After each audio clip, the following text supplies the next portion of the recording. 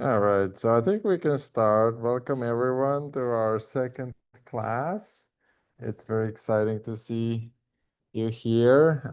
Stefan did the first class on Thursday and did a really wonderful introduction to what we do. I was in Germany at that time, but I was following the class online, and this is also going to be online and recorded. So there's a bunch of things that we'll do today. But basically, Stefan did a kind of an introduction of what the reasoning behind what we're doing is. And today I want to go through a lot of materials showing you what is it that we can model with the models that we're building, right? So we're building models that learn more like humans, that are more ecologically valid, ecologically plausible, more interpretable, smaller, and learn from way smaller data points. The nice thing about these models is that you need 2, 3, 4, 500 data points, and you will get something interesting out of that. Before I start a class with 126 slides, any questions? Any problems you've had with this type of modeling or any conceptual issues? So the idea is that the field is actually in a weird position right now because LLMs are so good, and they suck out a lot of oxygen from research. But the problem is that it's very difficult to use them for our theory or for language to understand what's going on in language because they don't learn like humans, and they're starting actually to diverge. The bigger the model, the worse it is, for example, at predicting probabilities of words in a similar way as humans and so on and so forth, right? So they're exciting. They're exciting LLMs. LLMs are exciting, but they are not the best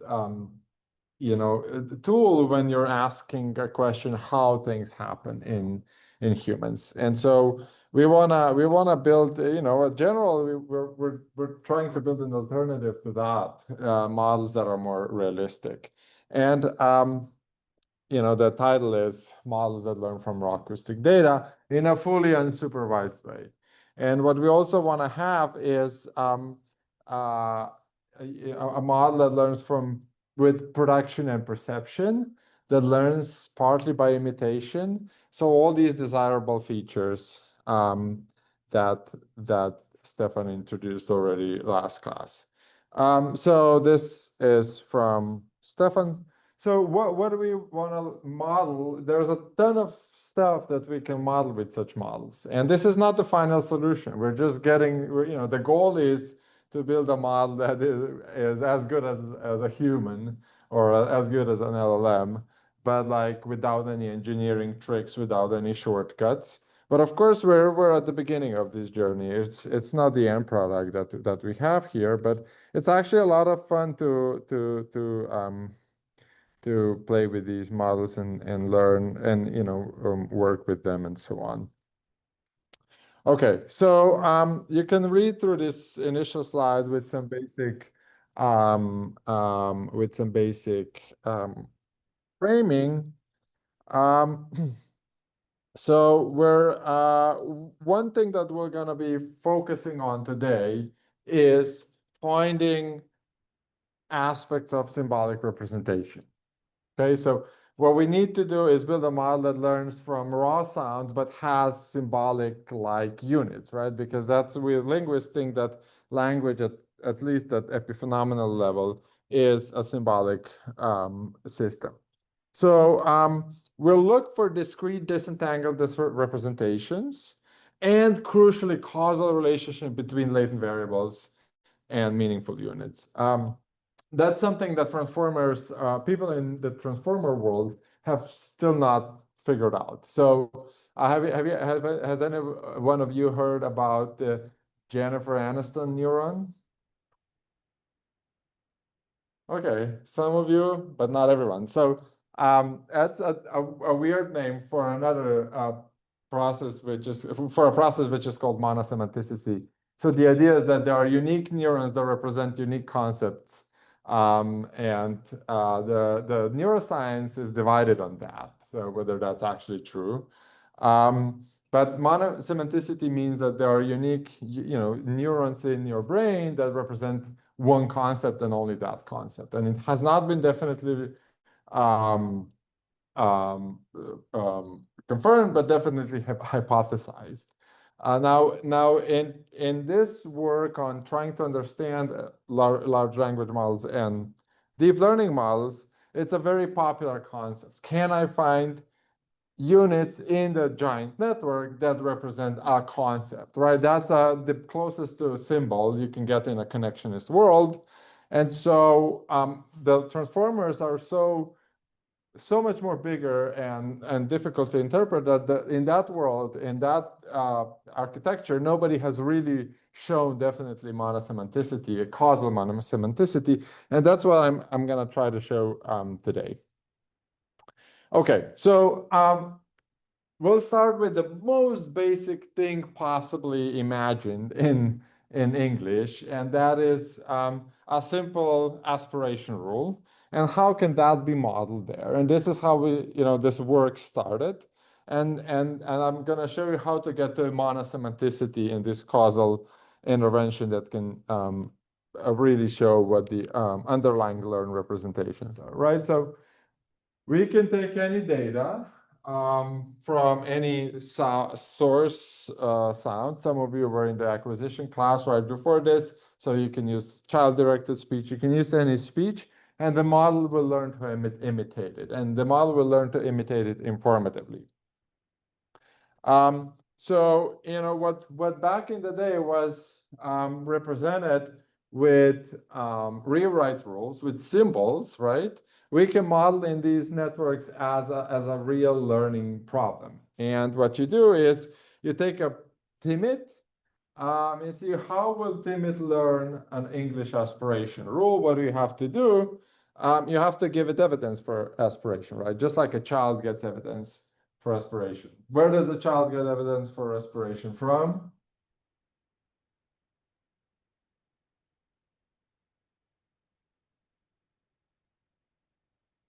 I need interactions. Interested listening. Well, yeah, exactly. And so you slice a bunch of timid or you put a bunch of words of timid into the model, and that's all the model gets. So just raw waveform, you see these are some timid sounds. The model learns to imitate, okay? And it learns to imitate in a pretty realistic way. So what we have now is pretty exciting because we have a model that produces speech, and you can treat it as a subject in your experiment. You can literally run lots of psycholinguistic phonetic experiments because the model generates waveforms like this that are really clear. You can listen to them, you can measure them, you can do all sorts of phonetic analysis on them, and you can see that when there's an S preceding, the VOT is shorter, and when there is no S preceding, the VOT is longer.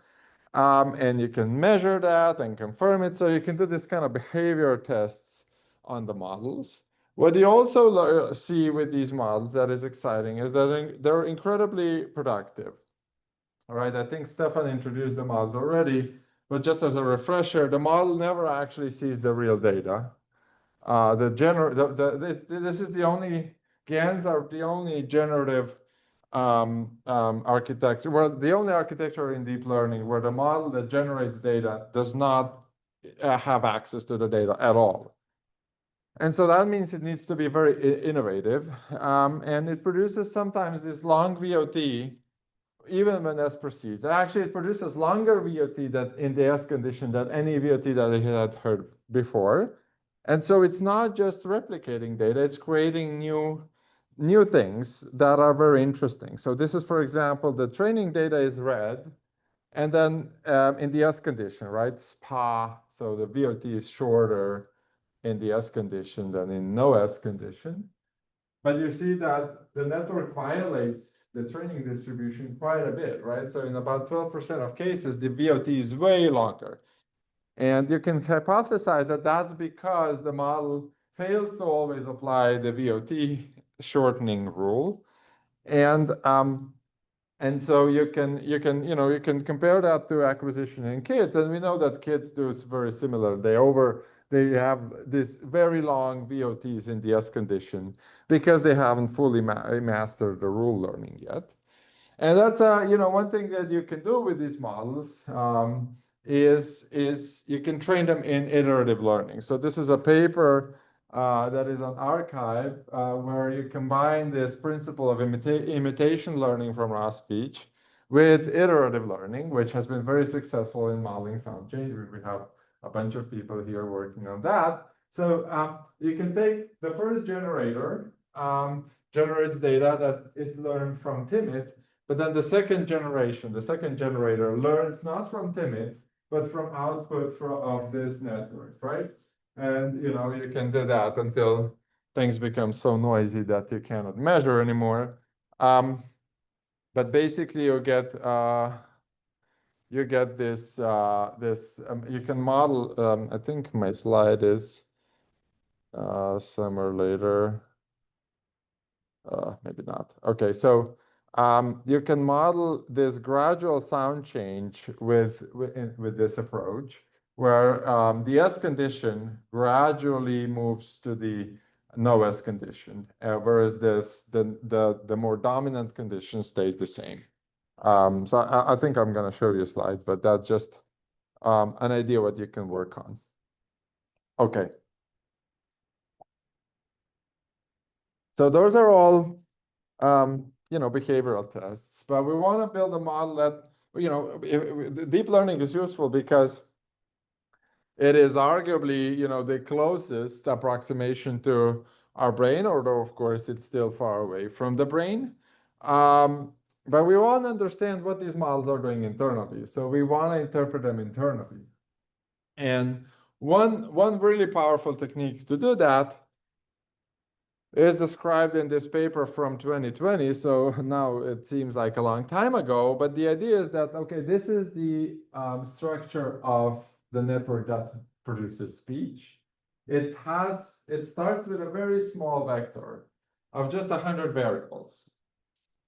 So a very small latent space, so-called. And then through convolutional layers, it produces speech. Now what you can do is, okay, you can label, you can see how, take some property about speech, like, a sound or a word or whatever. Stefan showed you last time how the network learned words.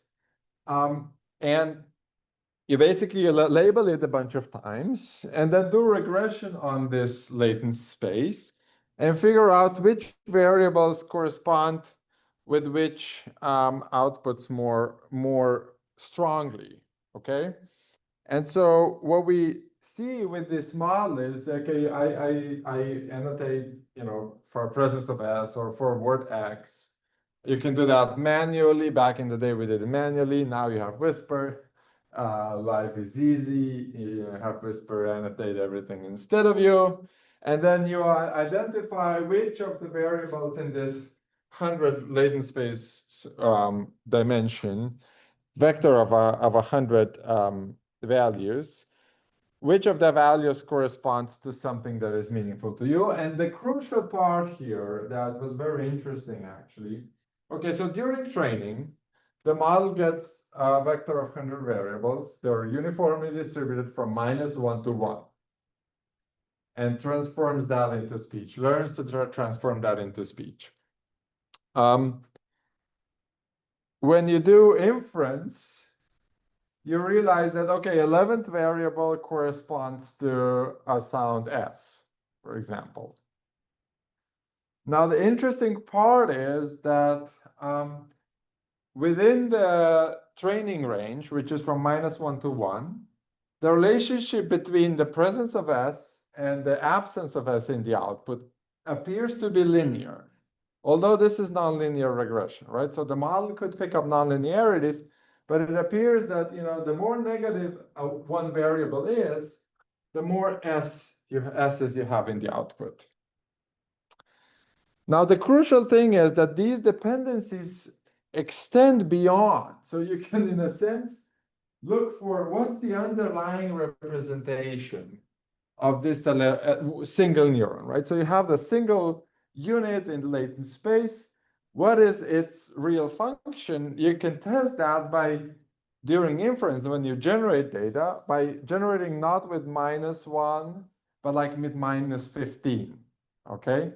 What that does is it isolates the effect of that single unit on the output. And what that does, it shows you what's causally learned by this single unit. And so if you look at the data, we had a bunch of pa and spa syllables.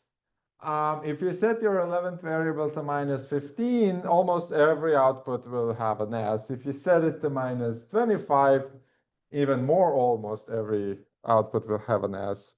And what is really neat about this is that you can actually show that there's a causal relationship between this single unit in latent space and the S in the output. Because if you take that 11th variable from with the value -25 back to the positive range, you see that the S just gradually disappears.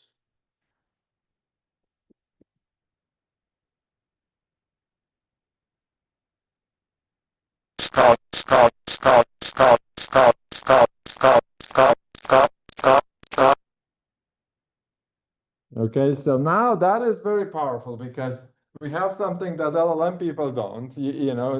Anthropic for a while was playing with, I don't know if you've seen, with the Golden Gate Bridge idea. They were showing that they have something similar to this, where if you take part of the network of LLM and change its variables a little bit, every answer it gives you will have to do with something with a Golden Gate Bridge, right? So it's a similar in nature, but here it's better in a sense because we have a single unit and a causal relationship between that unit and the latent variable.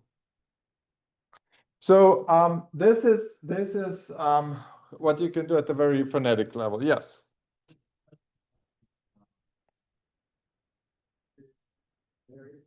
Regression analysis, you find that there are correlated coefficients, or another way to ask the question is whether that variable that can space, like either principal components, or like can it be compressed further? I guess you could do that, or maybe that's coming later. Yeah, that's a great question, actually.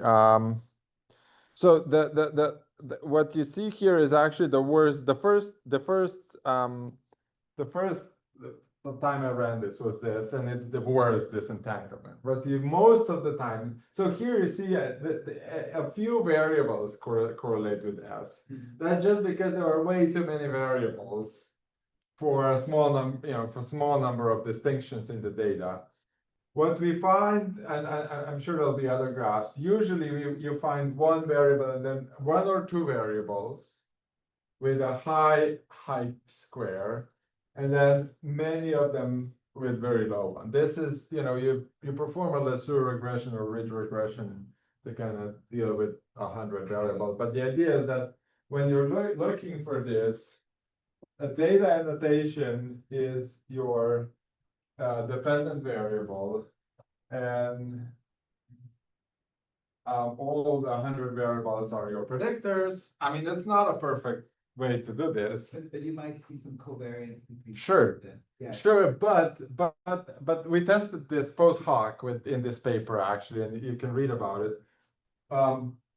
I hope I'll be able to show you some more disentangled variables. Let me see.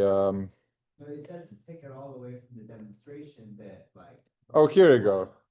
Variable has this nice kind of like that. I'm just curious about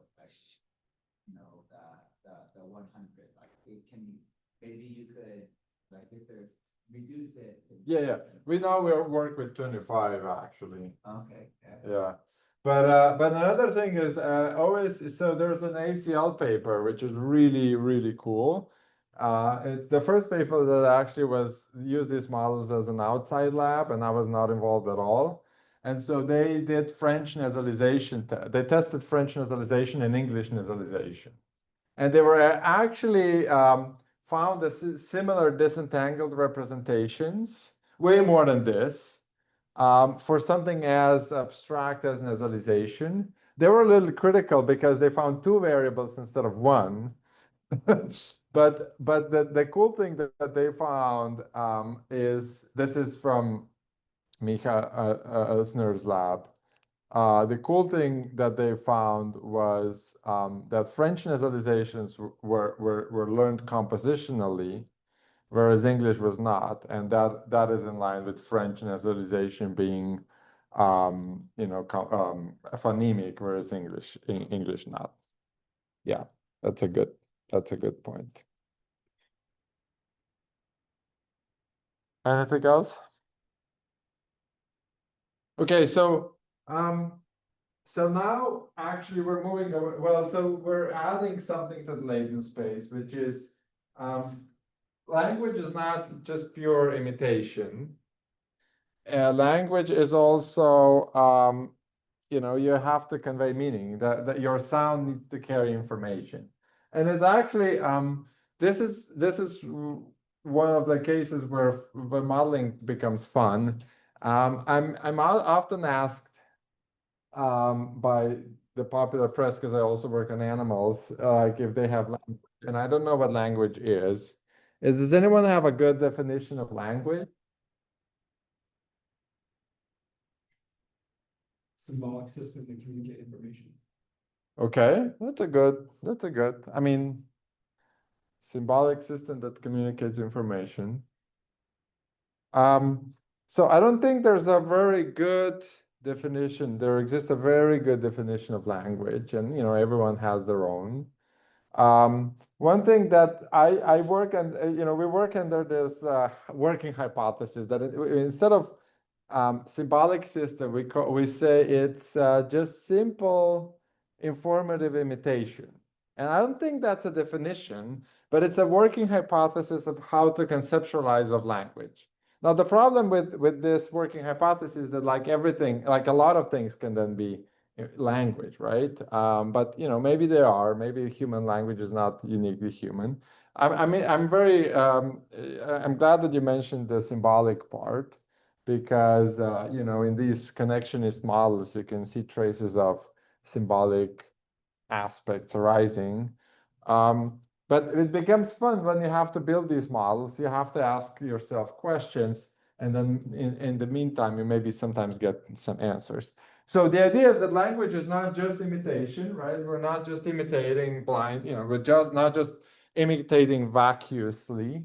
And by imitation, by the way, I do not mean repetition. That is a very important distinction. Kids, I think limitation plays a big role in language acquisition, but that's not the same as repetition. And GANs don't repeat. They try to approximate what they hear from the environment.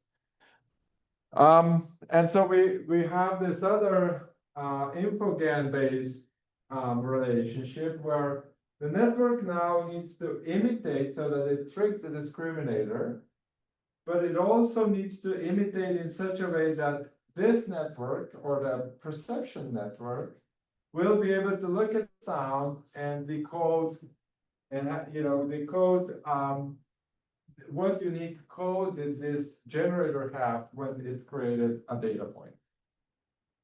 Right, so now you can think of language as encoding, decoding in some ways. And so at this point, this is still very basic semantic representation, right? It's information theoretic semantic representation. But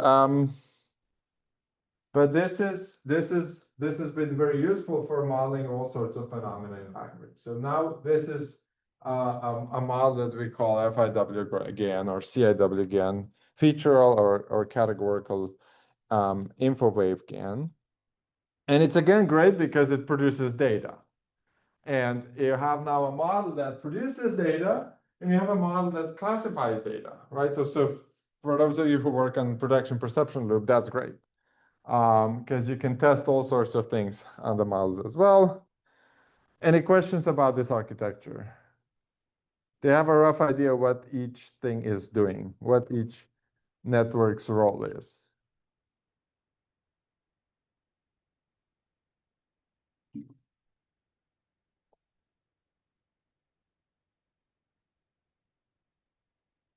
So I have some noise. I learn it to transform that noise into something that approximates what I hear as, what I hear. And I learned to do that such that my sound that I produce is not just bare sound. It actually carries information. How do I know that? It's because another network is able to decode exact same information. So if you think of like when we communicate, if I say a red apple, I have some information. Red apple, can be represented with a one hot. Let's say my alphabet is very simple. I have only 10 fruits and 2 colors. So I can represent my entire language with, just a few one hots or binary codes. And so when I say red apple, I move my articulator such that the sound that travels to your ears carries the same information, you decode that. And if you're imagining a juicy red apple right now, it means that we have successfully communicated. So, and these networks are doing the same kind of game. This is, of course, this relationship enforces imitation. This relationship enforces informativity. So you don't need a ton of words to test how words will be learned, right? So one of the first thing from 2021 was, does the network learn words without ever being prompted to learn words? So we took Timid, we gave it a bunch of words, 600 tokens roughly per type, and it could learn anything about the data, right? So it doesn't have to, there's no reason, well, there's in principle no reason why the model should learn words. We never instructed it to learn words. But because what it has to do, it needs to maximize informativity. It needs to be informative. It needs to generate such that its sound will carry information. And because that's the requirement, the model learns words automatically. In an unsupervised way. So it learns to basically use codes in a very categorical way to represent each unique acoustic word. Let's see if this will play. No.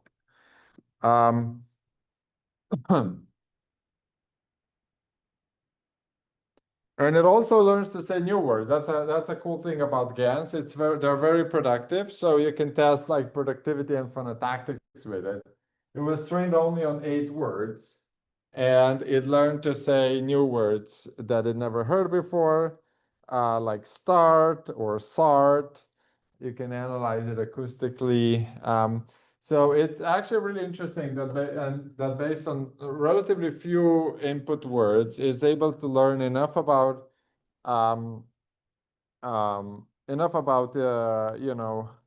phonotactics to be able to at least to produce at least a subset of possible new combinations.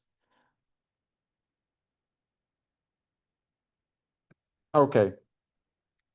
So another cool thing is that you can now not only measure, model production, but also perception, right? And so when we use binary codes are compositional, right? So you can think of binary codes as a bunch of bits.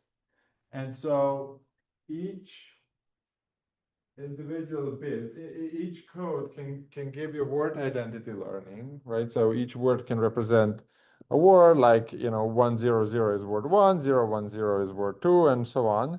but bits can have can show you what features the model had learned about these. And then again, what you do is during inference, when you have a trained model and you want to explore what it had learned, you can just instead of ones and zeros, you can use higher values to isolate the effect of this code in a very categorical way. So when you do this, when you generate with extreme values, basically you get basically categorical output, each one word per each code. Yes.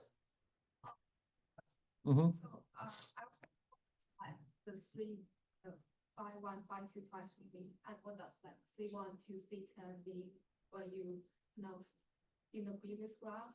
This?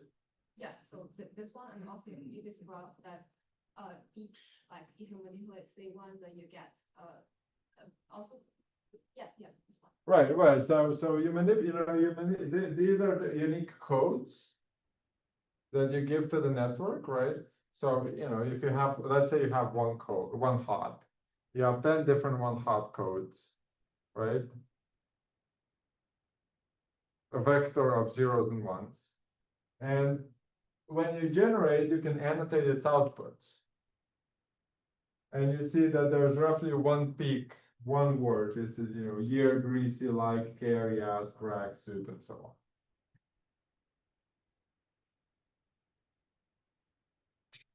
So when you train a model, you generate a bunch of outputs, and you label the outputs for each unique code that the network gets.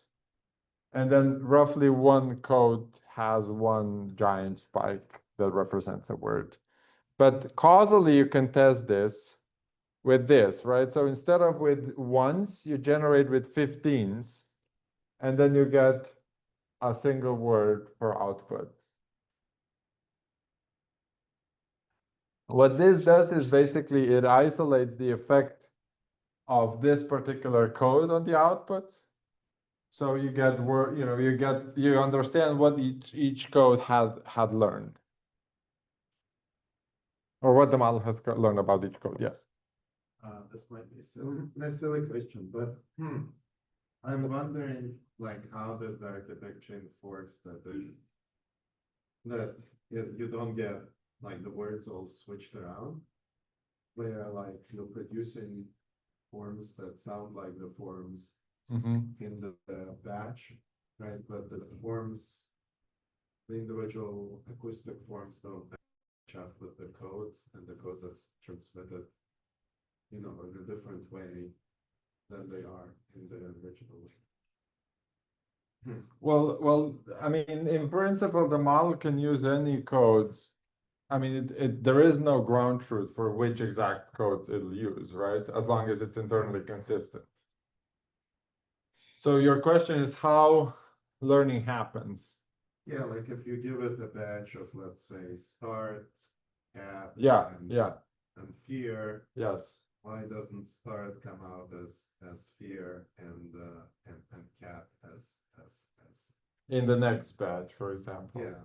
Like, Well, because okay, yeah, because you're updating your weights based on this relationship, right? So you want the Q network to know which code the generator had, and you want the generator to produce sounds such that each code will have one word.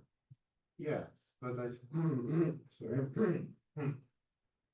So I thought that the way the discriminator enforces that you end up with acoustics and the output, right, is based on this whole batch of words. Yes, yes. Right? So as long as it produces one of these words or something that's like sounds like the average of these words, that should be the discriminator, and then the Q network says there must be distinct words, right? But how do you make sure that it's the same acoustics are matched with the same words, right? Because like it seems like it could be that you could keep all the words let's say, Right. discriminable, but completely switch all the acoustics from word to word, and you'd still get the same batch of acoustics, so the discriminator would be fine with it, Mhm. right? But the label and acoustics would not match, right? They're Mhm. still completely discriminable. You still have the same acoustics, but they're not matched up with the semantics in the same way, because they're not.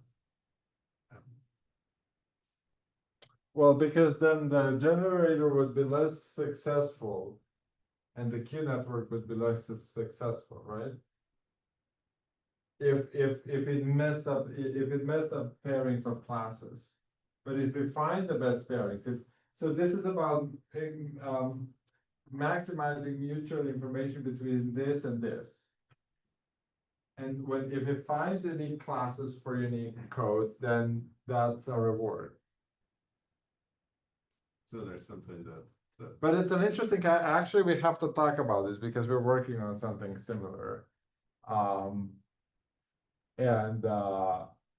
Yeah, it is a fragile relationship. I mean, in this setting, it always, learning is always, almost always happens. There are a few, sometimes like out of 10 words, one will get dropped, for example, will not get learned well. And it's interesting to see which ones, actually, year and water are one such pair that are often mixed. But yeah, in principle, it's because it's the most informative solution.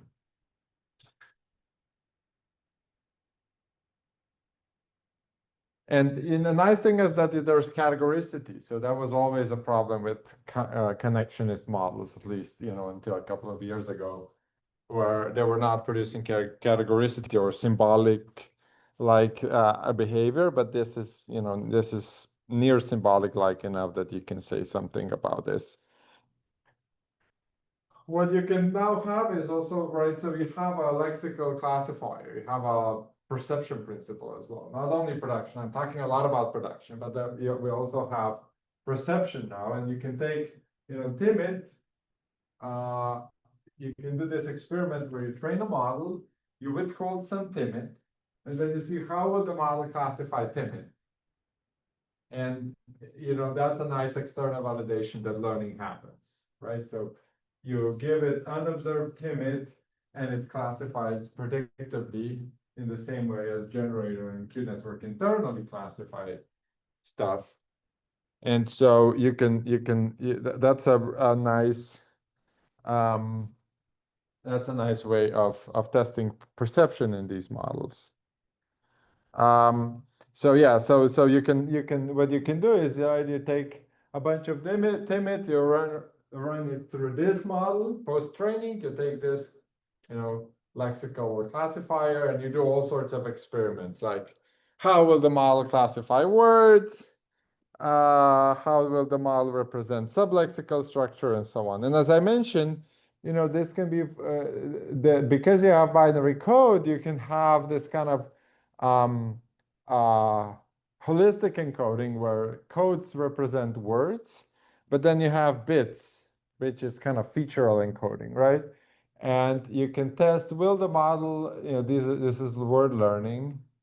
Again, fiwGAN slightly worse performing than Q. This is an unobserved timid though, so any kind of success is a big deal, because this network never actually sees timid. It always sees only GAN generated data. But the cool thing is that say, okay, can I say something about sublexical structure? I run a bunch of timid, or I think LibreSpeech, through these models, and say, how are S initial words represented? And it's easy then to run again a regression, and you see bits 2, 3, and 5, when they're in negative range, they represent S.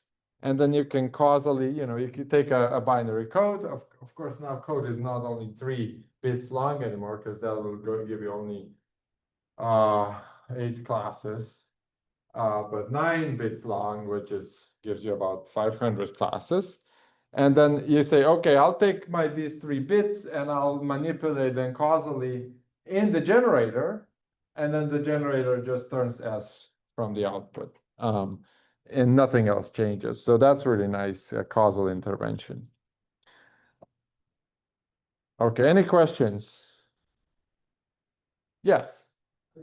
I'm thinking about each of the network components, the discriminator, the queue, the generator, as being kind of analogs for a cognitive component, or are you thinking about like being like a more ecologically valid kind of like learning scenario, but they're not like with these networks, but the networks are not necessarily modules of the learner's brain?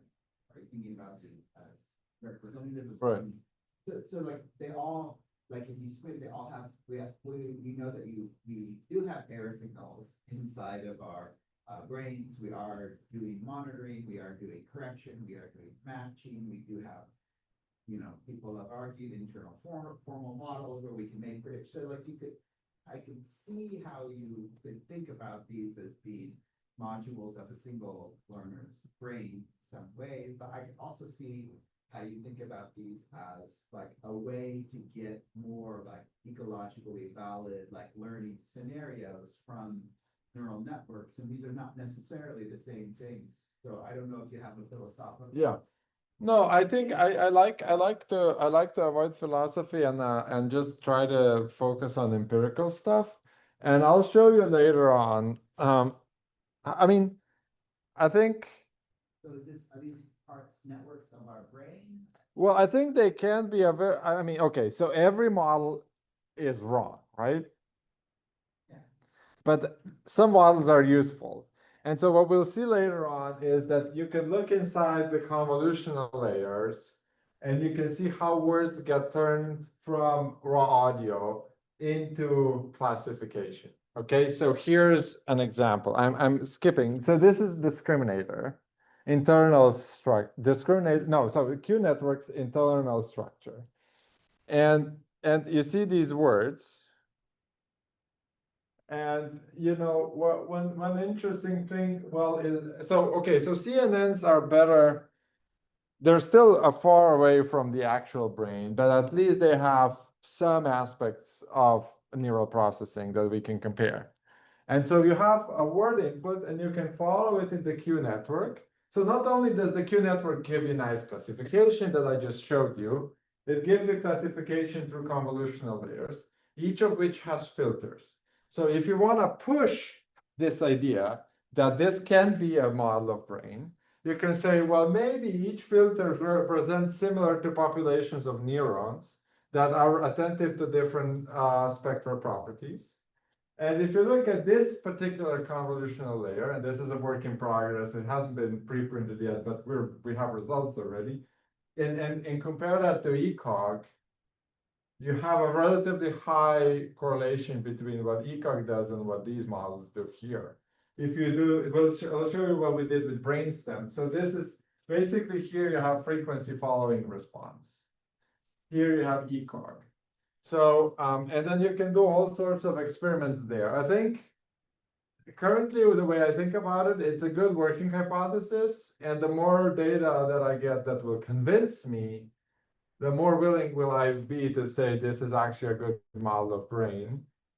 Or, or what we, maybe not good, but the best available or the least bad one. Definitely better than transformers. Because you can do this in raw form. I mean, no, there's a lot of people that compare CNNs or like deep learning with the brain, but none of them do that in raw form. So that's how I go about this. So that's a very clear answer. So it's yes. Right? We are thinking about this as at least the Q network, the convolutional layers of the Q network. Right. Like approximating the kind of work that the brain is doing. Yes. And then the discriminator network, we also think about that as like part of an individual brain, like, or do we think about that as just the imitation principle? Yeah. Right. Well, Bruno has interesting work on the discriminator. He presented it at the poster session. I think it's to be explored. So now one nice thing is that there is a very little data on brain imaging for production. And here, I mean, it would be a dream. We have a model of production that generates EMMA data, and it also has to learn stuff. And then we have ECOG for production as well. So when words have, you know, when subject in ECOG surgery had to produce those words. So any kind of even small understanding of those areas would be a huge step, because for production they're so little known. But yes, to some degree, I think we can push that idea. But of course, you have to be careful, because you know people are have problems, philosophical problems. But I think it's better to go about this in a more empirical way. Sorry, I missed the last session, so I wasn't sure how much math has been covered. But it seems like a lot of other people are also asking architectural questions. Maybe if you don't mind going back to the Sure. network architecture. I mean, the relationship between these. So is there some sort of, yeah, I'm wondering, is there a mathematical relationship between these different, so you have network over X, and so is there some probabilistic model that's justifying the relationship between these different parts of the architecture? If there's a probabilistic model. Or something, because, sorry, I can't make sense of the queue of X and then. Yeah, I can send you a formula. If you operate in formulas, I can send you that, yes. You're doing a minimax game. Here you're doing a minimax game where this guy's learning objective based on how real is to maximize this one's error rate. Yeah. And this one wants to minimize its own error rate. So that's one, you can do a min-max formula DG. And then here you don't have min-max, you have, this one wants to maximize the success of this one, and this one wants to maximize the success of that one. And when Stefan speaks in the last 2 weeks, it's going to be very useful, because what we add here then is a parent and visually stimuli. So this is like, we're adding things and making it even more realistic. Because currently this is a model of internal learning. It's as if there are, all the parents do is say words, and the kid needs to understand where to encode meaning. But of course, parents do much more, right? We interact with the environment, so we'll have a parent there in addition. But so here you have these arrows that tell you where backprop happens. But in the paper, there's also a nice formula with min-max GAN notation that you can analyze.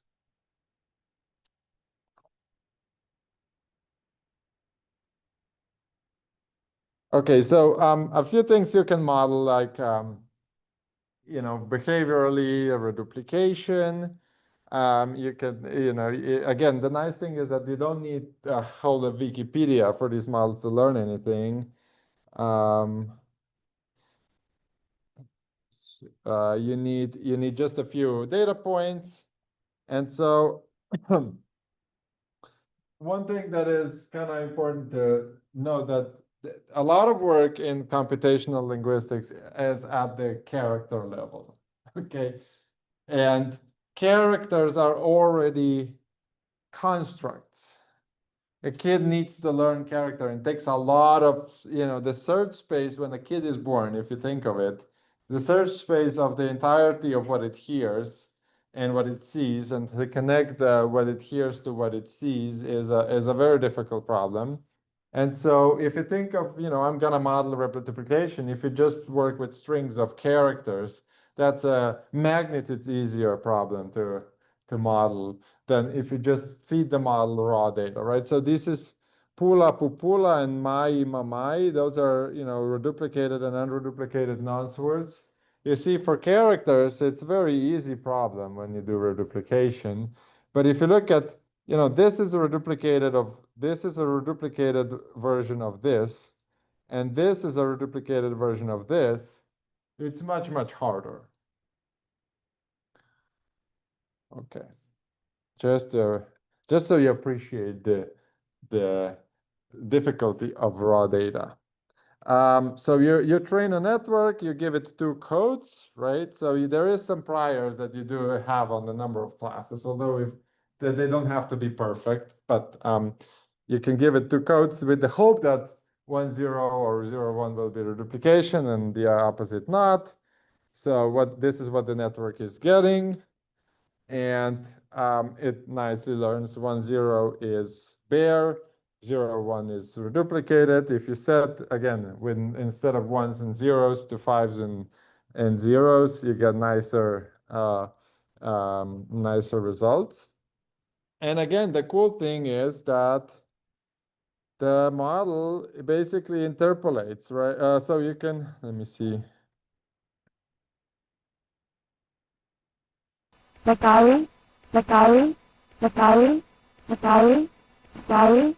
Sorry. So you can turn the reduplication on and off. And the reduplication is nice because it was one of the more difficult computationally more difficult morphophonological processes. And then you can work test, right? So how do you work test these models? You know what reduplication, right? So we withhold as initial word from the training data. It only heard as initial word unreduplicated, right? We know how reduplication is encoded. It's with these 2 codes, and you can force it in the output. I just played you outputs that I forced causally reduplication. I also can see I also can analyze how does the model encode S initial words, and you find one S again, somewhat disentangled. You find the best variables, and you force both of them at the same time, right? You take the unit that represents S initial word, the unit that represents reduplication, you force them with high values both at the same time, and you see what happens. And will the model learn the identity-based problem or not? Well, if you do that you see the model learn to say S and then reduplicate S initial word, although it never heard S initial word, it never heard F initial word. We try to just remove anything that sounded like S in the reduplicated condition. And this is, by the way, the speaker saying S initial reduplication, which was withhold from training data, and you see that it's pretty close. So you can work test these models, and we replicated that as well. So that's good.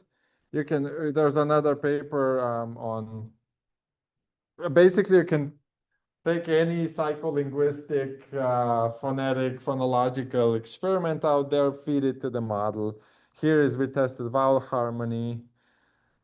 One nice thing is that you can follow how the model's learning. Actually, that might be interesting to you because you were interested in, does the model mess up the codes? You can follow how the model is doing the codes, how it's learning as it's being trained. So, you can analyze a model at 5,000 steps and 10,000 steps and 15,000 steps and so on. And here is something where we show that the model does interesting, linguistically interpretable things as is being trained. So at 7,000 steps, it violates some syntactic constraints, and then a few thousand steps later, it just devoices as this, and then it distributes the frication noise, and then it adds occlusion. So it's doing, it's searching through the space in a very interesting, linguistically informed way. And you can compare that to human in experiments. So this is what we did in the human experiment. You just, you can take any work test and basically train it on model and see how the performances interact. And that's That's most of what I wanted to show you from the behavioral perspective. And now we're going to get inside the models and CNNs and from engineering perspectives, all of these models are out of date. Nobody in the industry uses GANs anymore. Nobody in this, well, okay, CNNs are still used. If any kind of a model that deals with raw data has a CNN, even transformer-based speech models will have the first layer will be a CNN. But the thing is that, of course, if you're an engineer, you're interested in completely different questions. And the stable diffusion overcame GANs because it's so much more easy to train it. But cognitively, what does stable diffusion do? Tell me. I don't think a lot, because I don't think we learn by denoising and noising data. I don't think, we're not trained on millions of pictures of being added noise and de-added noise. And we are trained by, in imitation and production and perception loop. So from that perspective, I think it's interesting to revive these networks. Any questions before we get into introspection, so-called introspection? Yes. It seems like the fricatives would often have like format like bands in them. I was wondering. Yeah, that's the outputs are noisy. That's because probably the network wants to have is primed to have periodicity, and then it introduces all these artifacts. If you want a really, really, really clean signal, you have to introduce some, if you want an industry level signal. But we were able to get some models that were pretty good in acoustics. But if you want to do industry level, you need extra discriminators. But then again, it's always a trade-off between interpretability and performance. Okay, so if I have 5 discriminators, then it'll be even more difficult to understand what each discriminator is doing. And then if I'm okay to live with some noise, that's then I have one single module that I can analyze. Does it get like that because it's seeing vowels, or is it just Yeah.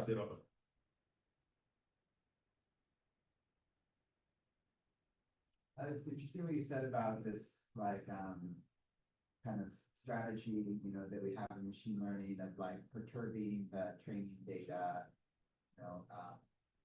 and then kind of like using that to strengthen the model. I was thinking about these components, like as you described and clarified, as like individual components of a single speaker's brain. So like having some memories of words, and then having a forward internal model where you're trying to generate, not out loud necessarily, but just, inside, like while you sleep at night or whenever this kind of like learning kinds of happen, you're like running this forward internal model and then matching it to your memories and then like adjusting it so you get it right as a kind of like model of human learning that's happening kind of like internally. And I was thinking about that in relation to the alternative that you said was like less natural, about like what would it be if we were like perturbing, and I was like thinking there's actually some similarity between the GAN network as a whole is doing, and like just producing a bunch of things that are trying to get good enough, right, internally, right, but starting with like a space where you're way off and then trying to like inch towards like discrimination in an internal way. It doesn't, like, I don't know, like it's definitely different, like in terms of like computational description, but I wonder if there's something right about characterizing what the GAN is doing as an internal model, in kind of that in the kind of internal simulation and discrimination process, how different it really is from. Well, I hope so. I hope so. I think, and the really interesting thing then come when you add a vision, and Stefan can talk more about this in the second part, so that we don't cover too much today. But you know, like this kind of internal imagine, like an imagined speech, that or imagined, because we don't produce visual data, right? For visual data, we don't have a screen that generates data, right? In the same way as we do for speech. But we can imagine things, kind of, right? We have you know, interesting explorations in that space. And I mean, you know, when we get more empirical data, we can then start, you know, actually saying this is part of this and that is part of that. But I think the basic settings are, the basic modules are there. And I'll talk about internal representations. I wonder what your position is on that. Okay, so now we have a generator, 100 variables. And then first, a fully connected layer. This is extremely interesting. So Bruno had a poster on this, and we have a preprint.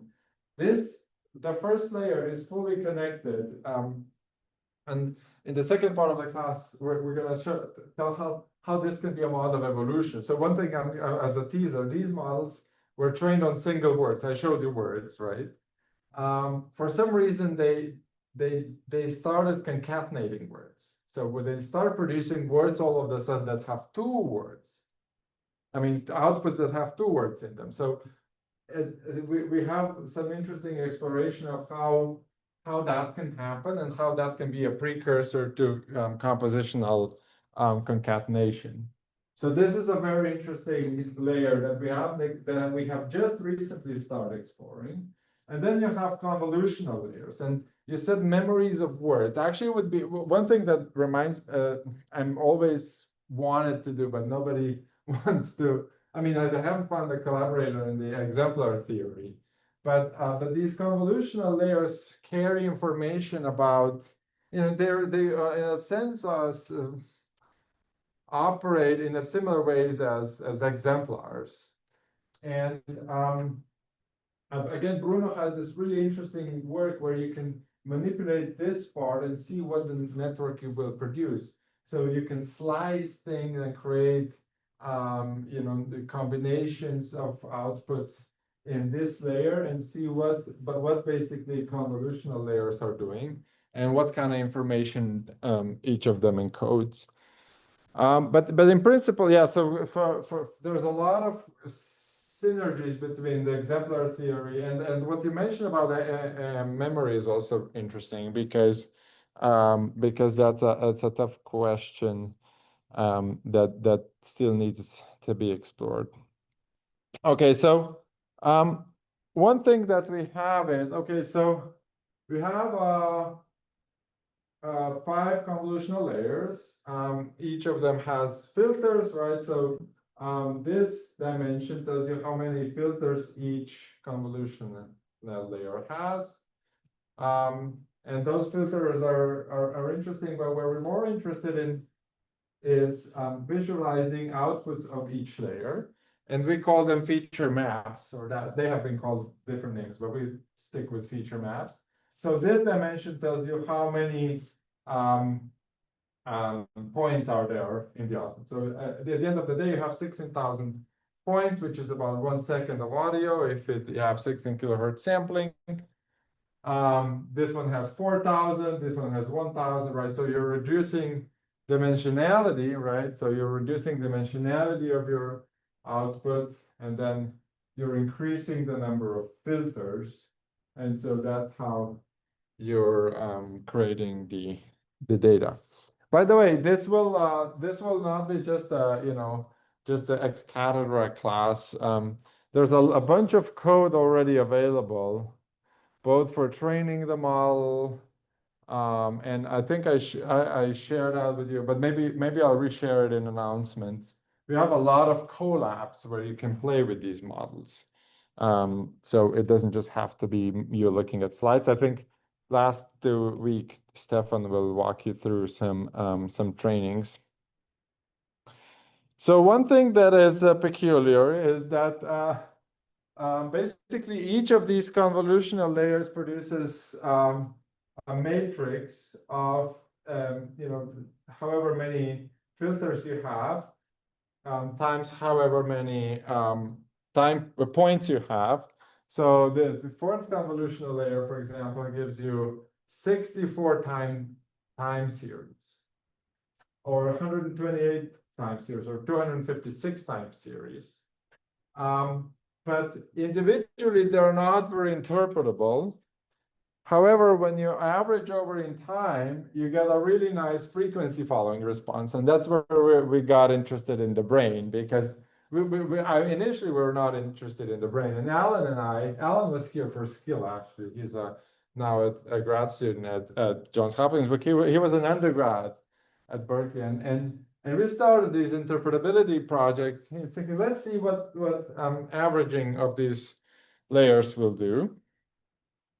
And actually, we realized, oh wow, this is like this is that if you average over all feature maps in time domain, you get this really nice frequency following response where green is the actual data, purple is the first layer before that, the orange is the second layer before that, and you can test what each layer is encoding and what it's doing. Or this is, for example, for a fricative, right?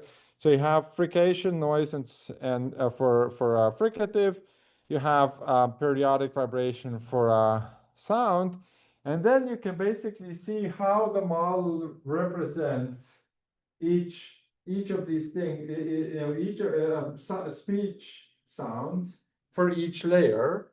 And what you see here is a visualization of a bunch of outputs, right? You see the vowel here. Can you all see a vowel? Had enough phonetics to see this is a vowel. And I'm forcing S in the input, right? In the output. So my Z variable goes in the negative direction, my S is expanding, and my vowel is staying. So this is the output. And then you can visualize each layer, right? So you see in the fourth convolutional layer, you're forcing S, and everything is still encoded in a phonetic, with frequency encoding, right? You see the vowels are nicely periodic, the fricatives are now nicely aperiodic, silences are silences, and then you get more and more abstract. And in here you maybe see some F-zeros, but probably not formant structure, because the dimensionality is getting lower. And then at the final layer, there's just a bunch of abstract spikes that the model is using probably to generate or classify. Similarly, when you're forcing reduplication, right? So I'm forcing reduplicative syllable here. And you can see how nicely, here I have a lot of brainstem-like things encoded. And then the more I get abstract, you see I get like probably acoustic envelope, because it's it's low frequency property. But you can still see how you're forcing the reduplicative syllables here, and probably the model is starts with some sort of envelope. It starts some sort of envelope creation, and then it adds acoustic information throughout the layer through the convolutional layers. Okay, so these are individual maps. We won't go into details, but the idea is that you can do a lot of internal interpretability that helps you then if you want to claim that this is related to the brain. That is really, really useful, because there are some properties that are highly desirable from that perspective. Here, what we did, this is like an ICAS paper from 2022. So we use this thing, right? We have a perception principle.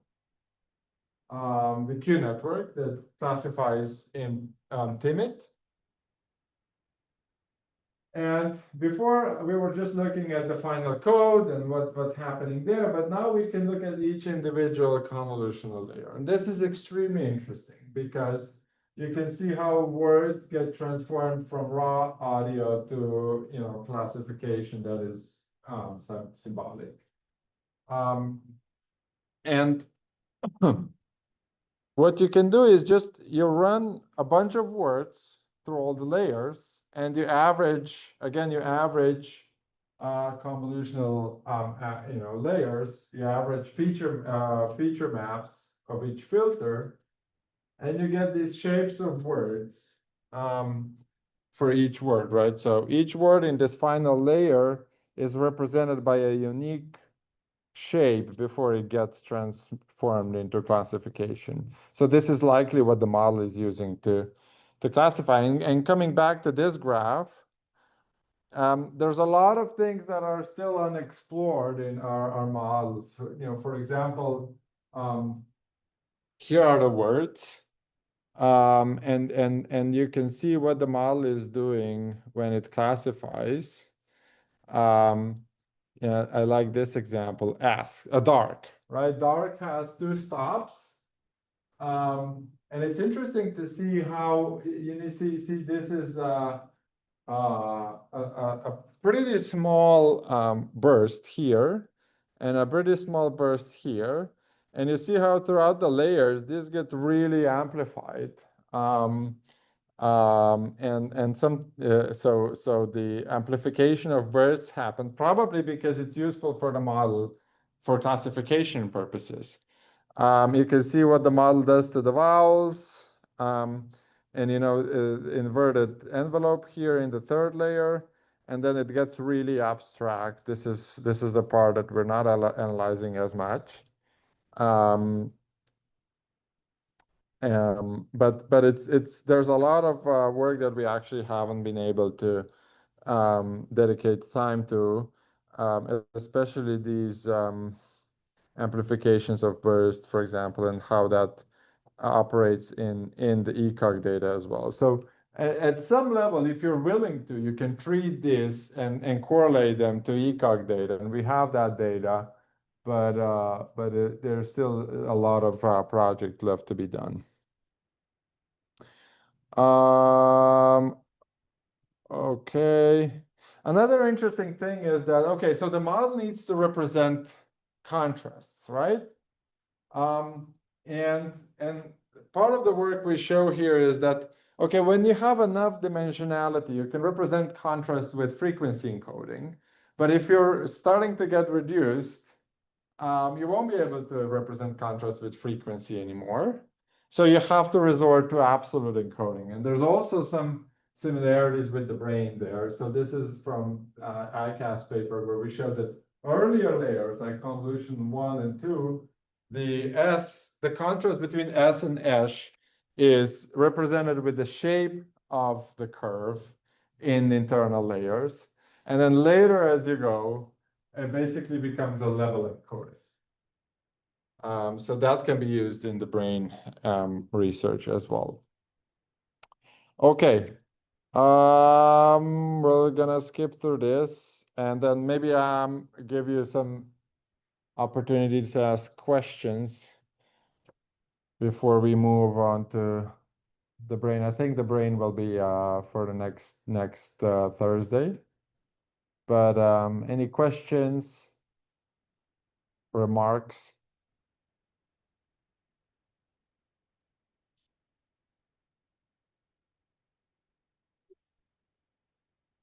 Should we start looking at the brain in the last 5 minutes?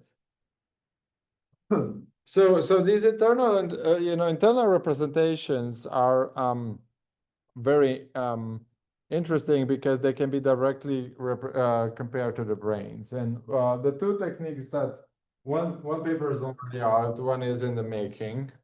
But we have our auditory pathway is interesting, and it travels from our ear to the cortex, and it travels to the brainstem.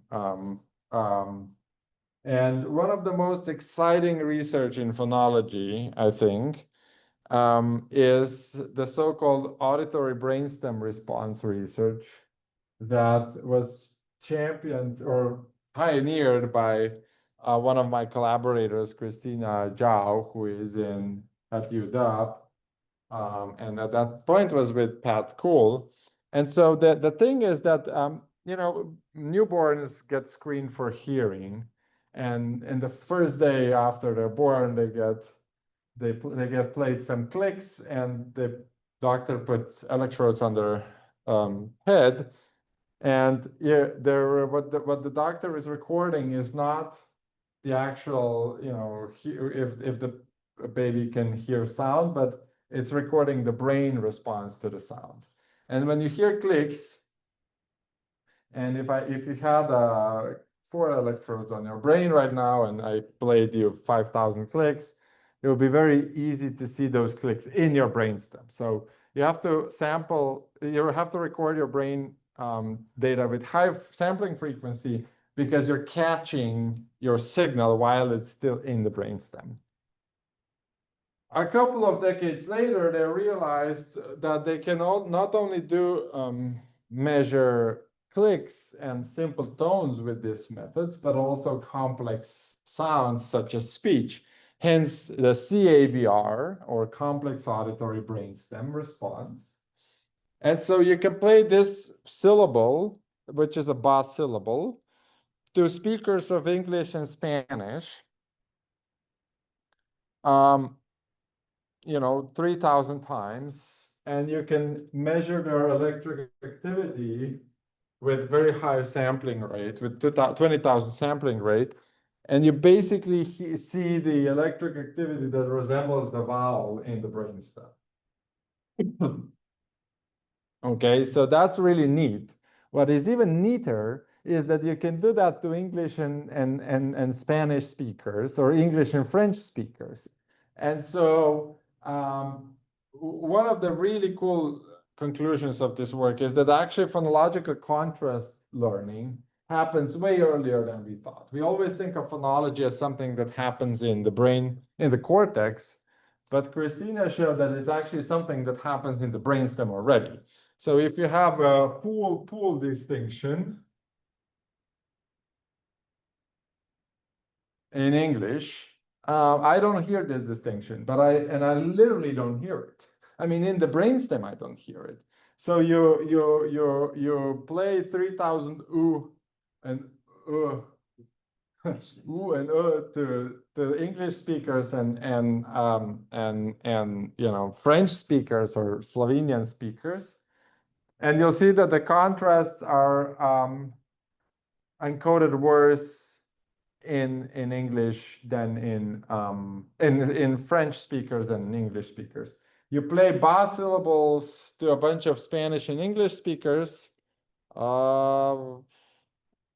Okay, and you'll see that they hear the first vocalic period earlier, based on whether they're Spanish or English speakers. So there are these subtle differences that are encoded already in the brainstem.